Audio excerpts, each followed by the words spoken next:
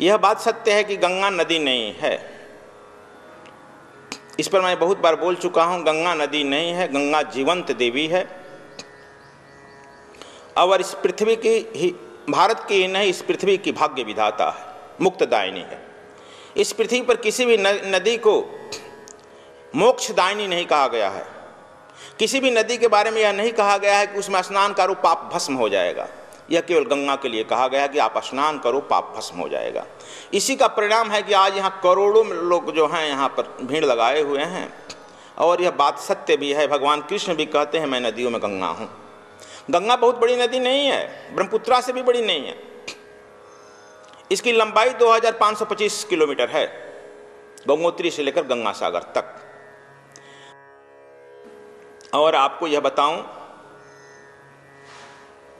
मैं अपने साधना काल में गंगोत्री गोमुख के ऊपर शंकर जी की जो जटा कही जाती है, नंदन वन तपोवन का मैं भ्रमण किया, कैलाश का भ्रमण किया। वही शंकर की जटा है जहाँ पर न एक वृक्ष है, न पक्षियाँ हैं और न रास्ता है। आप यदि कहीं भूल भी गए तो उसमें भस जाएंगे, यानी दब जाएंगे, तो लगातार उसमें आप मुक्त हो जाएंगे। कोई आपको FIR लेने और बताने वाला रास्ता भी नहीं मिलेगा। इन जगहों का मैंने लगातार भ्रमण किया, स्थूल शरीर से भी, सूक्ष्म शरीर से भी। तो आप लोगों को यह मैं बताना चाहूँ, गंगा का जहाँ से उद्गम है वहाँ से लेकर के गंगा सागर तक हमारे ऋषि, साधु, सन्यासी, महात्मा तप किए हैं, त्राटक किए हैं। तप करके, त्राटक कर करके उस पानी को शुद्ध, गुणवातक ढंग से इतना शुद्ध हो गया है, परिशुद्ध हो गया है कि आप उसमें स्नान करेंगे तो मुक्त हो जाएंगे। यह ऋषियों की देन है। लगभग भारत की अधिकांश नदियां तो गंगा से ही निकली है, लेकिन और लोगों में गुणवत्ता यह क्यों नहीं आई तिवारी? और लोगों में तो पंडित आना चाहिए गुणवत्ता, लेकिन और नदियों में यह गुणवत्ता नहीं आया। फिर क्यों? वहीं से तो जमुना भी निकली है, बहुत सारी नदियां हिमालय से, ब्रह्मपुत्रा भी गंगा हिमालय से निकली है। स्रोत निकलने का एक ही है हिमालय, लेकिन किसी में यह गुणवत्ता नहीं आई जो गंगा में आई है। इसका कारण यही है कि हमारे ऋषि गोमुख से लेकर के गंगा सागर तक ध्यान में इतने रहे हैं, तप में इतने रहे हैं, त्राटक में इतने रहे हैं कि पानी को सिद्ध कर दिए हैं। और हजारों साल से उसमें आदमी के शरीर को, लाश को बहाया जाता है, लेकिन कहीं महाजाल डालने पर हड्डी नहीं मिलती है। इसका मतलब यह स्पष्ट है कि गंगा के पानी में यह क्षमता है कि हड्डी को गलाकर पानी कर देती है। जब हड्डी को गलाकर पानी कर देती है तो यह भी गंगा में यह क्षमता है कि आदमी को पाप को समाप्त करके उसे पुण्यमय देवमय शरीर बना दे। इसीलिए हमारे यहाँ गंगा को कहा गया है। दूसरी बात यह है, गंगा के पुत्र हैं शांतनु, भीष्म पितामह, यह पुत्र भी कहा गया है। फिर आप लोग पश्चिम के पढ़ने वाले लोग, मैकले के पढ़ने वाले लोग कहेंगे कि नहीं, यह सब कोरी कल्पना है। इसलिए मैं पुराणों की बात कम आपको ध्यान आकृष्ट करना चाहता हूं, लेकिन यह कहूंगा कि भागीरथ, राजा सगर से लेकर के भागीरथ तक लगभग 10 पुश्तों तक, 400 वर्षों तक कठोर परिश्रम किया इस गंगा को पृथ्वी पर लाने के लिए। गंगा स्वर्ग में बहती थी, स्वर्ग कहा गया है उस समय त्रिविष्टक को, त्रिविष्टक यानी तिब्बत को। यह चीन से भूभाग से होकर तिब्बत की तरफ बहती थी, तिब्बत से होकर के चीन चली जाती थी। बोलगा से गंगा भी बहुत लोगों के बारे में आया, उसके बारे में मैं नहीं करना हूं। लेकिन यह 10 पुश्तों तक लगातार यह तप किए हैं। तप का मतलब यह है कि पुरुषार्थ किया है ये लोग, और पुरुषार्थ करने के बाद इस गंगा को कई भागों में यह तोड़ कर लाया है। जैसे जो गंगोत्री से लेकर के देवप्रयाग के ऊपर तक आई है उसे भागीरथी कहते हैं। केदारनाथ से जो निकली है उसे मंदाकिनी कहते हैं, और बद्रीनाथ के ऊपर से जो निकली है उसे अलकनंदा कहते हैं। इनका संगम होता है देवप्रयाग में, और देवप्रयाग से जब चलती है तब इनको गंगा कहते हैं। और गंगा जो आई है ऋषिकेश में, ऋषियों के हृदय क्षेत्र में, यहाँ से होकर के हरिद्वार में, यहाँ से समतल हुई है, इसे हरिद्वार भी कहते हैं, हरद्वार भी कहते हैं। यानी इस द्वार से हरिद्वार केदारनाथ शंकर कैलाश भी जा सकता है, हरिद्वार यानी विष्णु बद्रीनाथ या स्वर्ग में भी जा सकता है। इसका कहने का मतलब यही है गंगा। मैं तो अपने परिभ्रमण काल में, तपस्या काल में भी मैं बहुत देखा हूँ, घूमा हूँ, जानता हूँ। लेकिन आप लोगों को मैं यह बताऊं, भागीरथ जी इस गंगा को जब ले आए तो कहते हैं कि आगे आगे चले हैं, पीछे पीछे माँ गंगा चली है। यह अपने अयोध्या क्यों नहीं ले गए? इसलिए अयोध्या में नहीं ले गए, इधर से ले गए कि जिधर के भूभाग में ज्यादा गरीबी थी, उसर थी, उधर के भूभाग से उन्होंने बहुजन सुखाय के ध्यान से ले आए राजा। यह एक राजा दिल दिमाग का ही व्यक्ति कर सकता है। राजा थे, सम्राट थे, चक्रवर्ती सम्राट थे। और आप लोग यह जानते हो कि गंगा का बेल्ट ही मोस्ट फर्टाइल बेल्ट कहलाता है।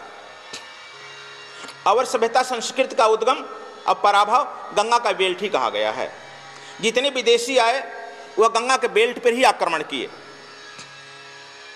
इसी का परिणाम है कि इस गंगा से ही क्षत्रिय लोग भाग करके राजस्थान में गए और हिमाचल प्रदेश में गए, जहां की आक्रमणकारियों का, मुसलमानों का वहां पहुंच न हो सके, ये लोग भागकर वहां गए। तो यह पुराण बताता है। लेकिन आपको मैं आधुनिक युग की भी बात बता दूं। 1699 में कुंभ लगा था। यह कुंभ बहुत दिनों से लगता है, हरिद्वार में कुंभ लगा था।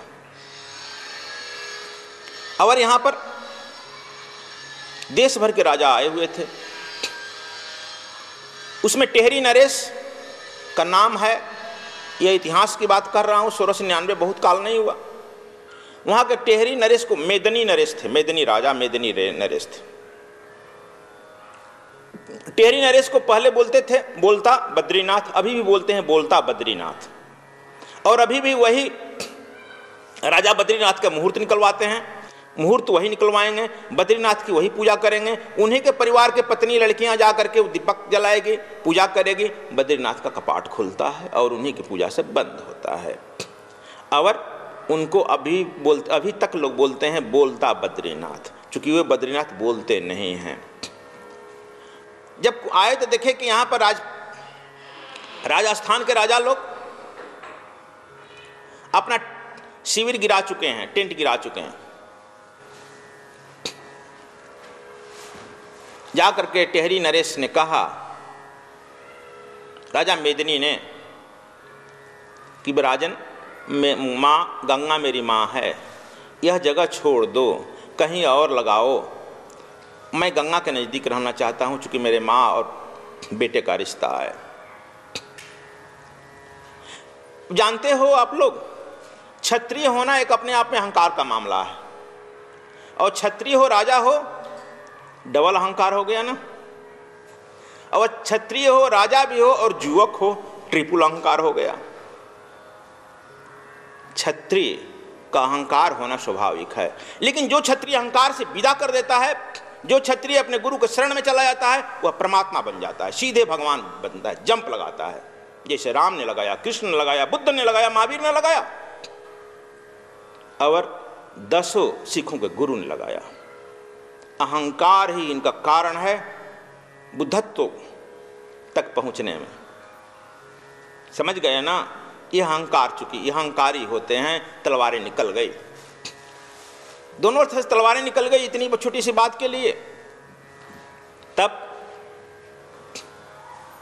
मेदिनी नरेश ने कहा, छोड़ दीजिए, मैं जा रहा हूं। जहां हम लोगों का टेंट लगा है, शिविर लगा है, संजोग से मेदिनी नरेश ने यही शिविर लगाया।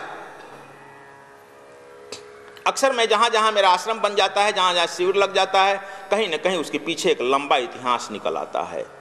पीछे का भूतकाल का एक नामा पौराणिक व्याख्यान निकल आती है, इतिहास निकल आता है। मालूम हुआ कि यहीं पर वह लगाए। और जिस दिन कुंभ आया, कहे कि यदि मैं सचमुच में गंगा मेरी माँ होगी तो मैं पौड़ी पर एथी पर नहीं स्नान करने जाऊंगा, माँ गंगा को यहाँ से बहना होगा। अब तुम सोच सकते हो गंगा नदी है, और ठीक जिस दिन स्नान है 1699 में, उस दिन वह गंगा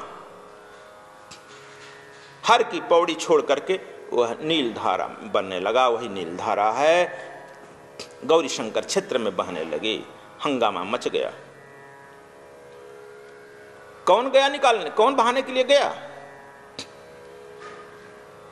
तिवारी कौन बहाने के लिए गया? यह गंगा है।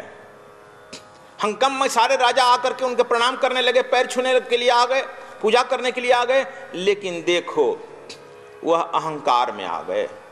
मेदिनी नरेश बाहर नहीं निकले और अपना पैर बाहर निकाल दिए। सारा राजा लोग कहे कि क्या करें, माँ ही जब अपना पुत्र मान ली तो हम भी तो पिता मान लिए, हम भी मान लिए। उनके पैर पर ही हीरा मोती जवाहरात चढ़ाए, फूलमाला चढ़ाए और माँ गंगा में स्नान करके लौट गए। ज्यों ही वो पैर अपना अंदर किए, उनका पैर सफ़ेद हो गया। माँ जितनी कारुणिक है उतनी कठोर दंडात्मक भी है। अहंकार ले लिया तुम्हारी बात तो मैं मान लिया, लेकिन तुम्हारी अहंकार विलित होना चाहिए, तो अहंकार ले लिया, पैर सफ़ेद हो गया। कहा जाता है कि उस दिन से आज तक टेहरी नरेश का कोई न कोई अंग में सफ़ेदी रहती है।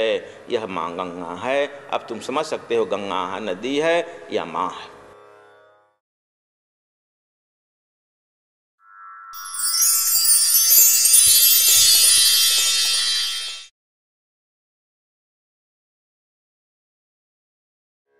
गुरु जो करते हैं वह तुम लोगों को नहीं करना है, जो गुरु कहते हैं वह करना है। गुरु का चरित्र अनुकरण नहीं करना है, चारित्र अनुकरण है करना है। शिक्षक सिगरेट पीता है लेकिन अपने विद्यार्थियों को कहता है कि सिगरेट पीना बुरी बात है। उसका पीना व्यक्तिगत चरित्र है और आपको मना कर रहा है, वह चारित्र्य है। इसलिए चारित्र का अनुकरण करना चाहिए। इसीलिए हम लोग यहाँ कहा गया है कि युवक लोगों को आराधना गुरु की करना चाहिए, शिव की करना चाहिए। ज्योतियों को आराधना गौरी का करना चाहिए। यह भी हमारे यहाँ शास्त्र में कहा गया है। यानी गुरु शंकर यदि गुरु हैं तो गौरी गुरु माँ हैं। इस तरह का भारत में कंसेप्ट दिया गया है, लेकिन हम सब भूलते जा रहे हैं अपने कंसेप्ट को।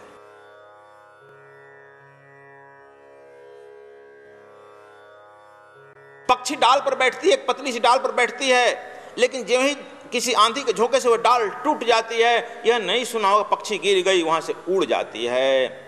और हम लोग क्या करते हैं, हम लोग भी एक डाल पर बैठे हैं, किसी घर में बैठे हैं, किसी द्वार में बैठे हैं, किसी लड़के के साथ बैठे हैं, पत्नी के साथ बैठे हैं, और जो ही कुछ लड़का का हुआ, पत्नी का हुआ, परिवार के सदस्य के हुआ, हम गिर पड़ते हैं। हाय तौबा हो जाता है, अब क्या हुआ, मैं तो मारा गया। यह माने पक्षी से बदतर मेरी लाइफ हो गई है ना। यह क्यों नहीं हम सोच लेते हैं कि यह जो मेरा परिवार है नदी नाला का संयोग है, धर्मशाला का संयोग है।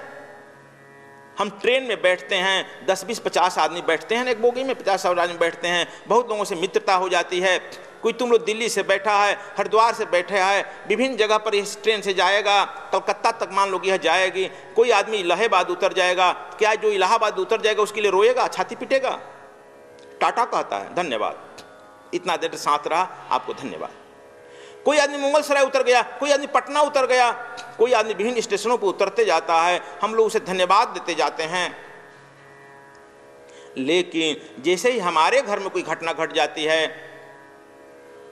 कोई लड़का कुछ हो गया, हमारे लड़के को, लड़की को कुछ हो गई, बस हम लूट जाते हैं, हम चिल्लाने लगते हैं, यह हुआ। अरे परमात्मा को धन्यवाद क्यों नहीं दिया वैसे कि तुमने इतना दिन रहा, 10 साल रहा, 20 साल रहा, इतना दिन रहा, इतना दिन के लिए धन्यवाद है आपको। यह पॉजिटिव थॉट्स है, यह नदी नाला संयोग है। हम लोगों या यह एक ट्रेन में जैसे बैठ गए हैं, इसका संयोग है। जितना दिन रह गया साथ, उतना दिन के लिए धन्यवाद दो।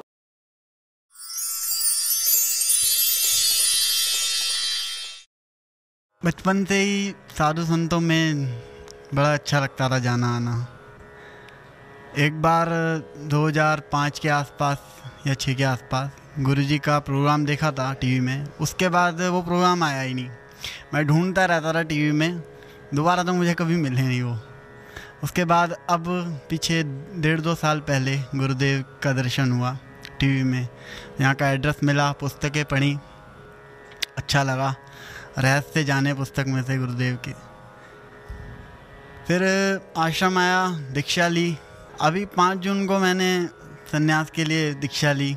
सत्संग में मैंने सुना है कि सेवा से कर्म कटते हैं। मैं चाहता हूँ आप लोग भी आश्रम में आएँ, क्योंकि आश्रम यानी कि जहाँ पे श्रम होता है और श्रम करके वो कर्म काटें, निष्काम कर्म करके। निष्काम कर्म से आपके कर्म कटेंगे। मैं चाहता हूँ कि आप ज़रूर हर व्यक्ति आश्रम में आके श्रम करे, जिससे 2-2.5 महीने में ही मेरे मन में परिवर्तन हुआ है। यानी कि कर्म कटे हैं जभी तो परिवर्तन हुआ है, और अब आलस भी कम हो गया है। सेवा से आलस कम होता है। तो मैं चाहता हूँ आप कृपा करके जिसको भी मौका मिले ज़रूर आइए। सद्गुरु स्वामी कृष्णायन जी महाराज का आगामी दिल्ली कार्यक्रम 7 और 8 दिसंबर 2014 सद्विप्र समाज सेवा का राष्ट्रीय अधिवेशन होगा। 8 दिसंबर 2014 प्रातः 7 बजे ब्रह्म दीक्षा कार्यक्रम आयोजित किया जाएगा। 8 दिसंबर 2014 संध्या समय सद्गुरु स्वामी कृष्णायन जी महाराज का 65वां प्रगटो उत्सव सद्गुरु धाम आश्रम दिल्ली में धूमधाम से मनाया जाएगा। इस पावन अवसर पर श्रद्धालुगण तन मन धन से सम्मिलित होंगे। 6 और 7 दिसंबर 2014 को दिव्य गुप्त विज्ञान की कक्षा दिल्ली में आयोजित की जाएगी। 1 दिसंबर से 7 दिसंबर 2014 तक स्वर योग साधना की कक्षा चल सकती है। सभी भक्तगण एवं नव साधकों से निवेदन है कि ब्रह्म दीक्षा, दिव्य गुप्त विज्ञान और स्वर योग साधना सीखने के लिए 30 नवंबर 2014 तक अपना पंजीकरण करवा लें। अधिक जानकारी के लिए संपर्क करें। सद्गुरु धाम आश्रम, नांगलोई, दिल्ली 098 68 88 68 30 098 18 01 91 99 099 68 43 02 03। सद्गुरु स्वामी कृष्णायन जी महाराज का आगामी दिल्ली कार्यक्रम 7 और 8 दिसंबर 2014 सद्विप्र समाज सेवा का राष्ट्रीय अधिवेशन होगा। 8 दिसंबर 2014 प्रातः 7 बजे ब्रह्म दीक्षा कार्यक्रम आयोजित किया जाएगा।